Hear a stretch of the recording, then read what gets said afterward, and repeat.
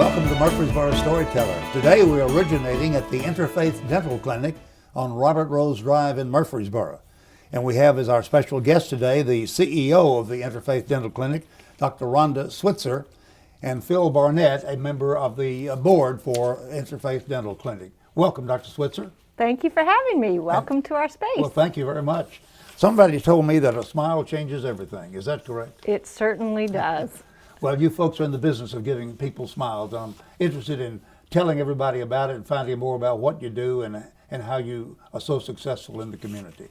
As CEO of the Interfaith Dental Clinic, then you are in charge of a staff of how many? There are 7 situated out here in Murfreesboro and another 23 in the Nashville clinic. So a total of 30 then. How did the Interfaith Dental Clinic get started?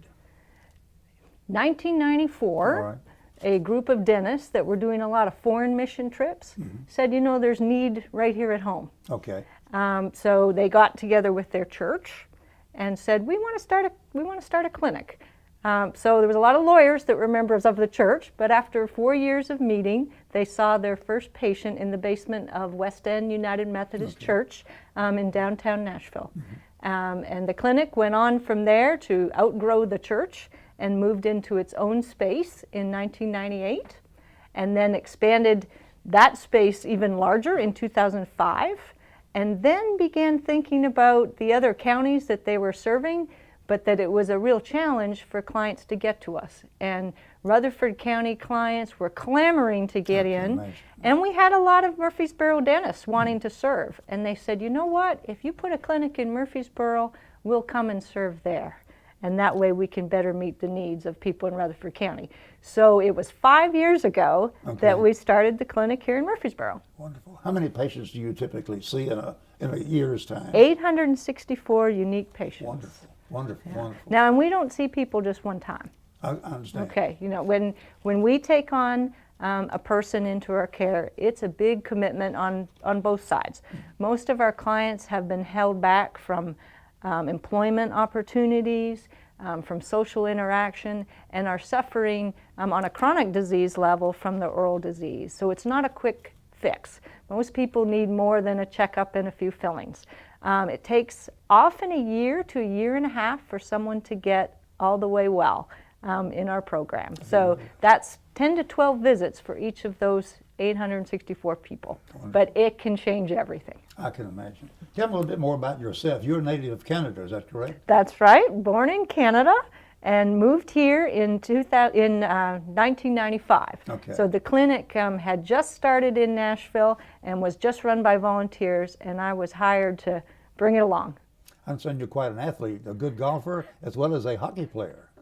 Well, the hockey player is always a joke because people are like, well, you could just knock their teeth out and then fix them. But hockey's a good outlet, and I play with a wonderful team of guys, and I tell you, we would do anything for each other. So it's really nice. What is your position? Oh, I'm right wing, so I'm the little guy that goes out there and tries to shake things up. And tell me about your family.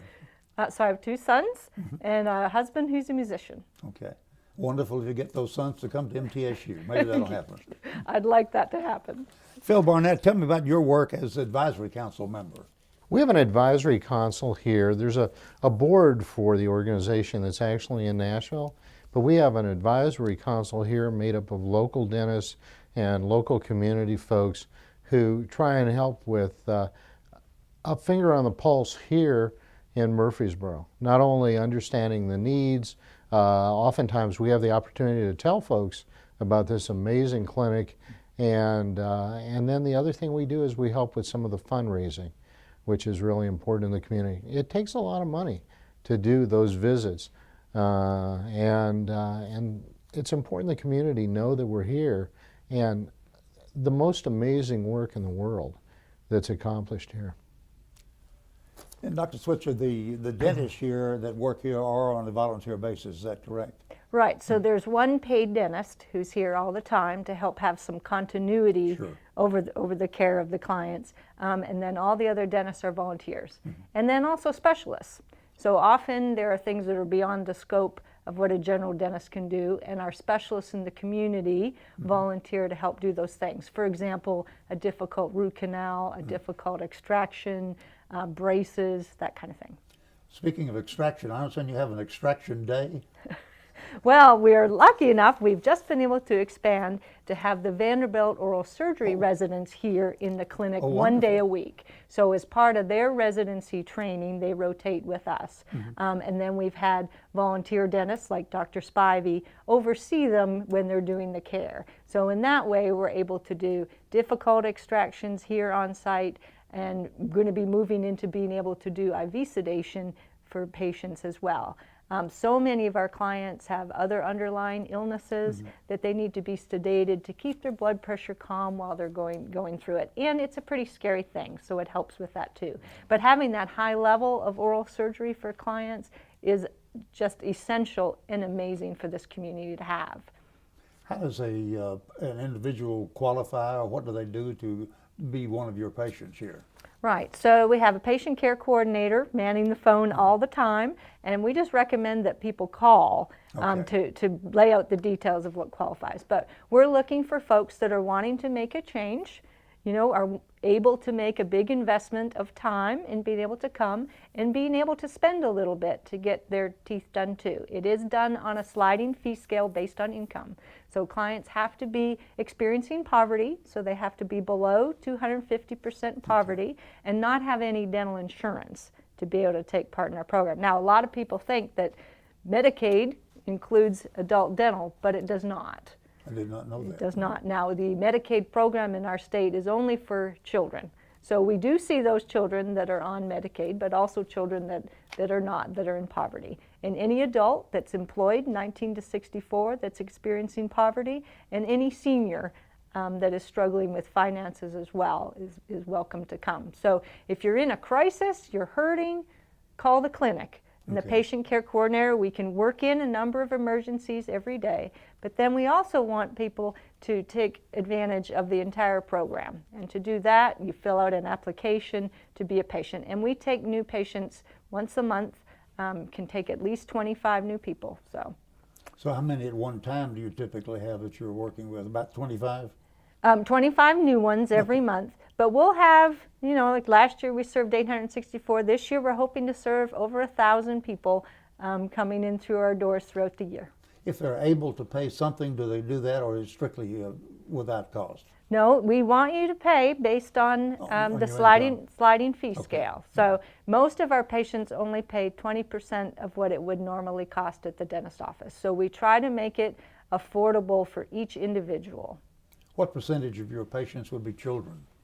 A little bit less than 10% because the TennCare program does cover, and a lot of dentists in Murfreesboro do take TennCare for children. So we're seeing the ones that are falling between the cracks of care, or if their parents are going to get involved in our program, it's easier for them to bring their kids here than two places.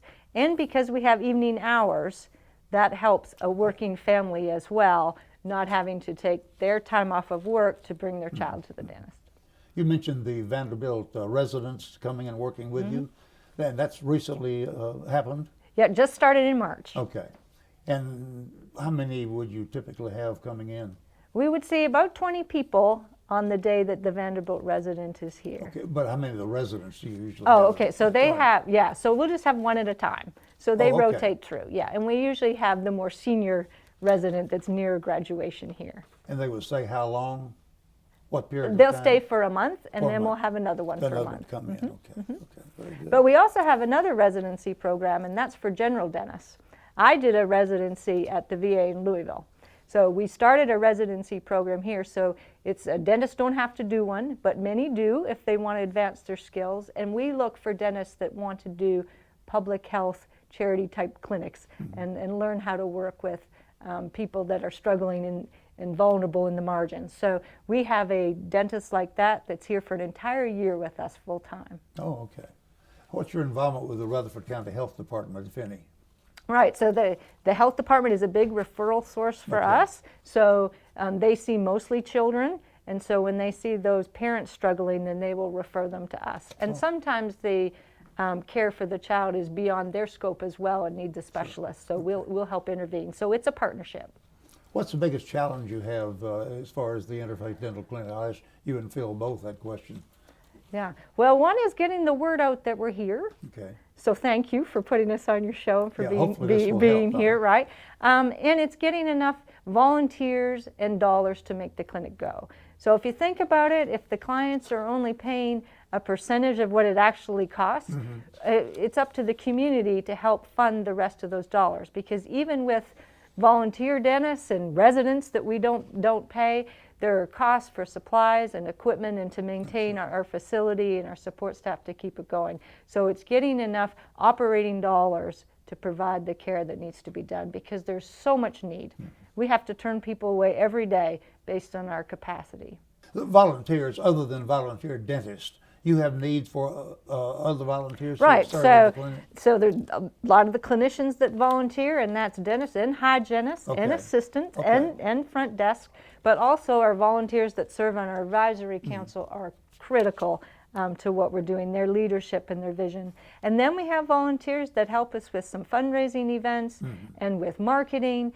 We love volunteers that are into accounting and systems, and we can plug them in all levels of our organization. So if you have some time to give, we'd love to have you give it here, because we know it can have impact. So a number of jobs in addition to the professional needs that you Yes. have from volunteers. Phil, as a board member, how do you fit into helping or get volunteers and be able to support the work of the clinic? I think some of the things you just said are the keys. Awareness. There's still a lot of folks that if you look around the community, John, if you think about it, part of the reason you and I succeeded in our lives is because we had good mouths. I mean, we were not people who were so self-conscious that the whole time we were talking, we were covering our face. And getting the word out, identifying folks that, are wonderful people or are intelligent people, are actually very much outgoing people, but have been held back because they're so self-conscious about how they look. And oftentimes, these are folks who are very, very concerned about their appearance, but are not really aware of the effects this may have on not only their dental health, but their medical health as well. And so once they get into the clinic system, everything is looked at. So certainly getting the word out, identifying people who we want to get referred to the clinic so that they can be considered for the program. That's one of the big things. The other thing is we meet on a regular basis and we hear what's going on, and any areas that we feel that we may be able to help. We were aware of the programs that were being built here. You're going to talk about the dental assistant program. And I mean, these are things that as a non-dentist, I just knew they were going on in the background somewhere and did not understand how important it is that every one of our dentists here in town have qualified people working for them to assist them so that they can do a better, more efficient job. And so, I mean, we do a lot of advisory. And then the big thing, and you mentioned it, is because so much of the work is done on a sliding scale for folks who don't have the kind of money to pay for the full dental care and don't have the insurance to pay for the dental care. There's a lot of money that has to be made up from the community and other sources so that the clinic can stay alive. What Phil was talking about with the dental assistant school is it was a way we saw to be more sustainable. Sure. So in starting a dental assistant training program, it's an 8-month tuition-based program. So the students that are learning to be registered dental assistants, we have their hands to help with the care, but we're also developing an assistant that would be really aware of the needs of the entire community and would be top talent for any dental office to hire. And it would generate dollars for us to pay for more care. So that dental assistant program is wonderful. The students will be highly advanced in being able to use technology with their care and being able to learn all the procedures. They have all that hands-on experience here, get to meet all the dentists in the community. There isn't a better training program that exists. And the classes enroll again in February. So anyone interested in the dental assisting profession, please check us out on the website on how to be a student.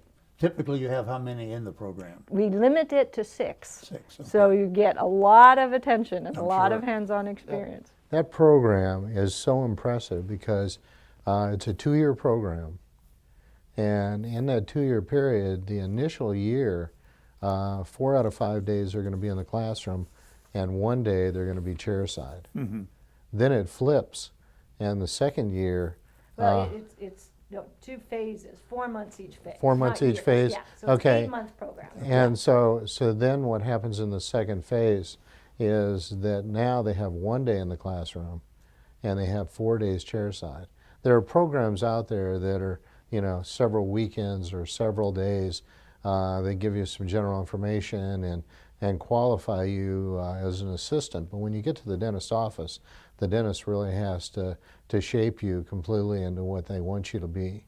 This program is actually going to turn out folks who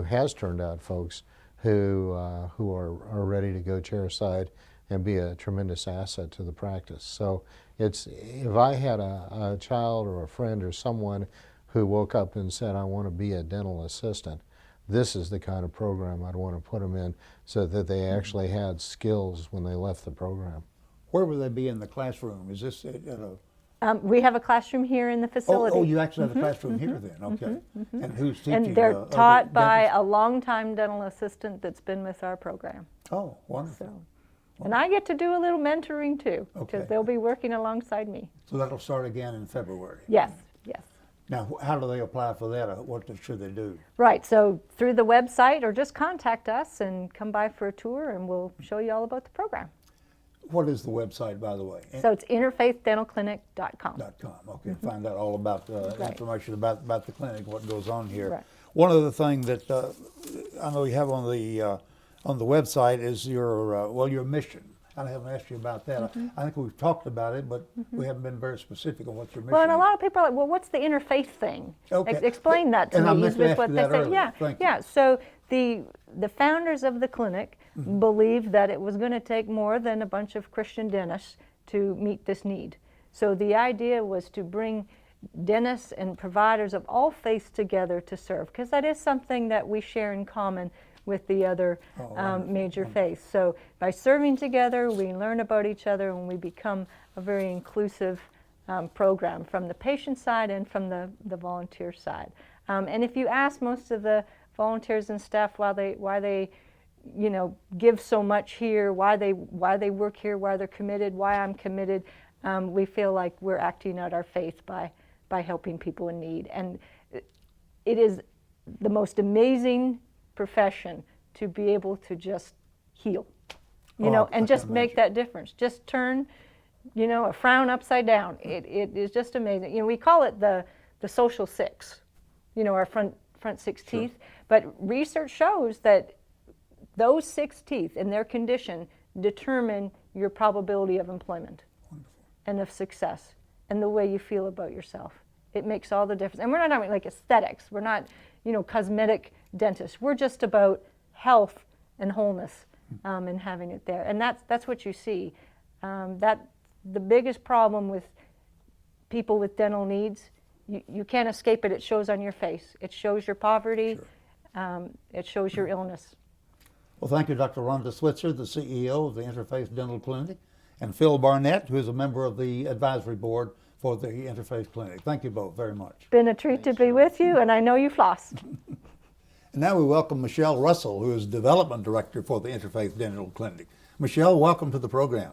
John, thank you so much for being here today. It means a lot that you guys are here at the clinic and learning a little bit more about us and what we do. Oh, what a story you have to tell. I know you've had some considerable nonprofit experience. When did you come to the Interfaith Dental Clinic?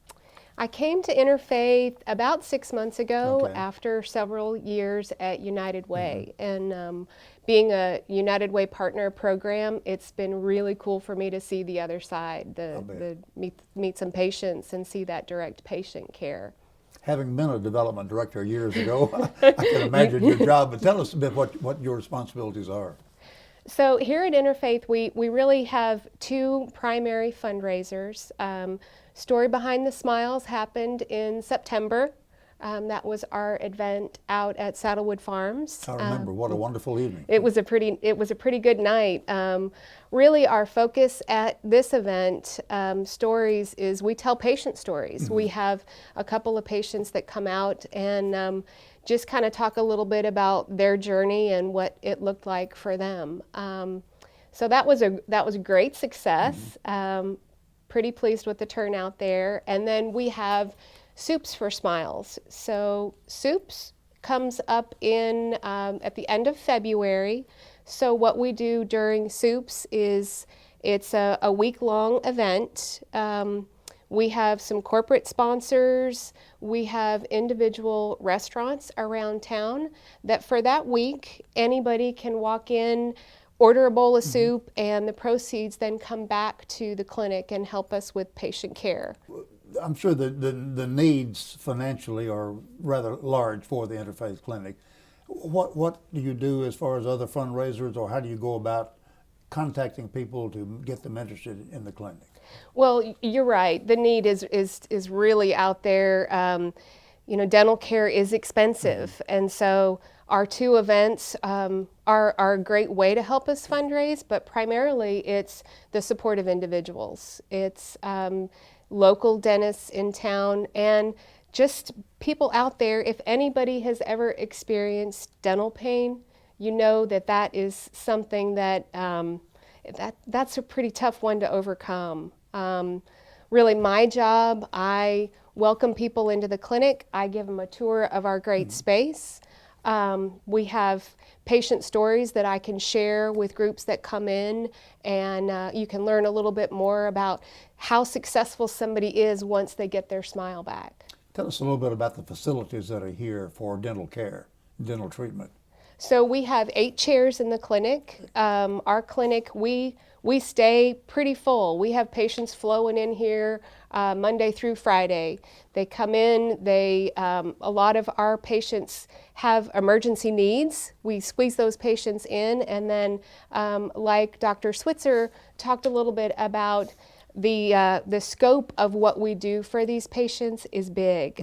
Some of our patients are with us for a year or 18 months to get through their whole journey. Michelle, what is the budget for the Interfaith Clinic? Wow, okay. Now getting down to the nitty-gritty. Okay. So right at about $350,000 is our budget for our clinic here in Rutherford County. We have tremendous support from United Way. We already talked a little bit about that. And then community foundations, partnerships. Christy Houston has been very generous. There are a few community grants that we apply for year by year, and we just have some great individual support as well. I noticed you have various rooms that have been named for individuals or companies or foundations that make donations. We do, and you also might have noticed our Dentist of Distinction. Yes. So that wall is something that we're really proud of. We have about 30 dentists that are local here in Rutherford County that they earn this Dentist of Distinction recognition really for the time and the financial commitment that they've made to us here at Interfaith. So they've given time as well as financial support. They have. In order to fit into this great kind of category and be honored, they have to have given us a little over 20 hours a week in volunteer time. Wow. So many of them give so much more, sure. But they're very, very generous. We have a generous community. But a minimum of 20 hours a week for the whole year? Not 20 hours over the course of the whole year. Oh, yeah, yeah, not 20 hours a week. Okay. No. We wish that would happen. Okay, so you have many, many, many dentists that do that then. We do. Tell me about the other, I guess, series of plaques you have on the wall. recognizing donors? You have different levels. We do. So we have a gift of a smile. So those people on that level have given $1,000. They have really participated in transforming somebody's life. We have a couple of legacy givers. Those folks, we of course couldn't do what we do without their support. Those are the big dogs. Sure, I can imagine. Yeah. In the time remaining, tell us about Virginia, one of your patients, Okay, so Virginia. and what difference it's made in her life. Virginia, you've met Virginia. have. So Virginia has such a powerful, powerful story to tell. Virginia came to the clinic in a situation, she was in pretty bad shape. When you hear Virginia tell her story, she says that she was hurting on the inside as much as she was visually to people, perfect strangers that didn't even know her. She was a student at MTSU. It took her 10 years to graduate. 10 years, 2 marriages, and 2 kids is what she told me. She came to us here at Interfaith. She was working as a server at Through the Grapevine. She was just trying to get through school and make ends meet. She came to us here at Interfaith, and she had some pretty transformational work done. Her goal and her passion is the music industry. She wanted to get into a recording position, and so proud of her that she now has a job on Music Row. Thanks to really the dedication and the time and effort, not just on our part here at the clinic, but on her part as well. She really picked herself up and dusted herself off, and she's just an amazing person. And we had hoped to have Virginia on the program, but couldn't work out her schedule. But She's busy. She's working. which is wonderful. Yeah. Just many stories like that, I'm sure, Michelle. Absolutely. The number of patients that we see that have really been able to get better jobs, to live healthier lives, and teach their kids about the importance of their oral health care. It's just phenomenal. It is. What a wonderful story about the Interfaith Dental Clinic. A smile changes everything, right? It sure does. Thank you, Michelle, for being with us. We've been speaking with Michelle Russell, who's Development Director for the Interfaith Dental Clinic, Dr. Rhonda Switzer, who is the CEO, and Phil Barnett, a member of the Advisory Council for the Interfaith Dental Clinic, located on Robert Rose Drive in Murfreesboro.